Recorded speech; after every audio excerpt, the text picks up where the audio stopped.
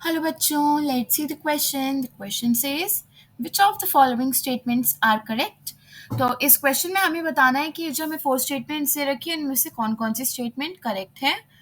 So the key concept of this question is we should know the cell transport system.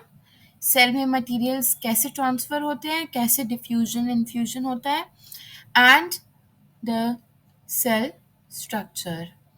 तो हम लोग देखते हैं क्या क्या हमें स्टेटमेंट्स दे रखे हैं. We look at all the statements one by one. Let's look at the statement A. Sodium potassium pump is an example of active transport.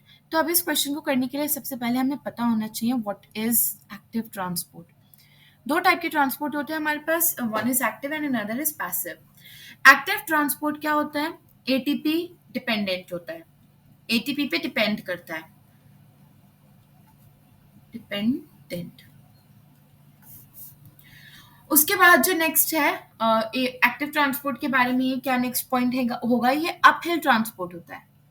What kind of transport is it? Uphill transport.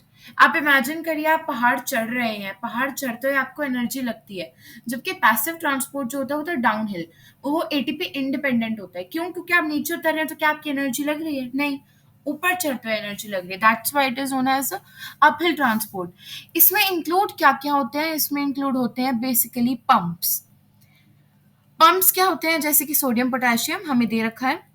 Sodium potassium pumps कैसे काम करते हैं? इनको जब ATP मिलता है तब ये ओपन होते हैं या क्लोज होते हैं, वो डिपेंड करता है कि कहाँ फंक्शन कर रहे हैं, क्या फंक्शन कर रहे हैं.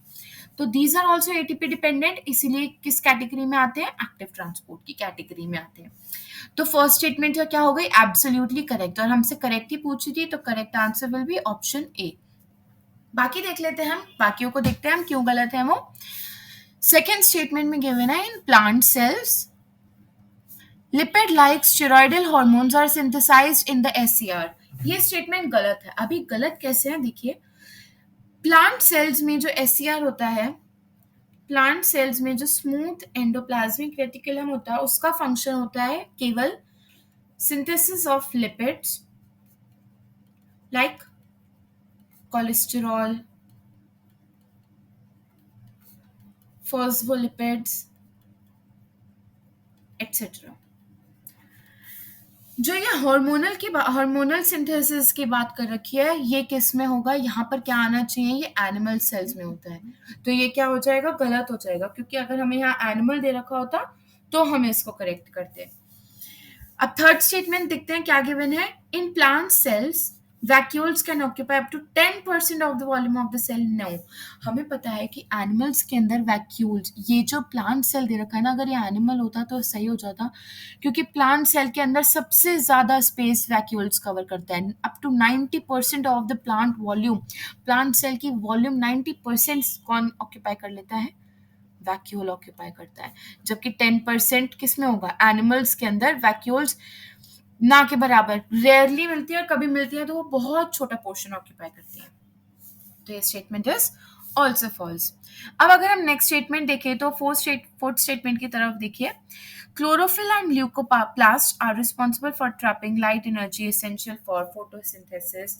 नो, क्लोरोफिल हम सबको पता है क्लोरोफिल होता है ना. क्लोरोफिल तो एसेंशियल है, ये मैंने बात मान ली. बट नेक्स्ट देखो, यहाँ दे रखा है ल्यूकोप्लास्ट. ऑल्दो ल्यूकोप्लास्ट भी एक टाइप का क्लोरोप्लास्ट है, बट ल्यूकोप्लास्ट का काम सिर्फ स्टोरेज होता है. क्या होता है ल्यूकोप्लास्ट का काम? ओनली स्टोरेज होता है. Storage of fats, whether it is proteins, oil, starch, सिर्फ स्टोरेज होता है, and it is not helpful in photosynthesis. यहाँ ल्यूकोप्लास्ट की जगह क्या होना चाहिए था? Carotenoids. Carotenoids and chlorophyll are essential for photosynthesis. So the correct answer of this question will be option A, which is sodium and potassium pump is an example of active transport. I hope you all got to know the answer. Best of luck.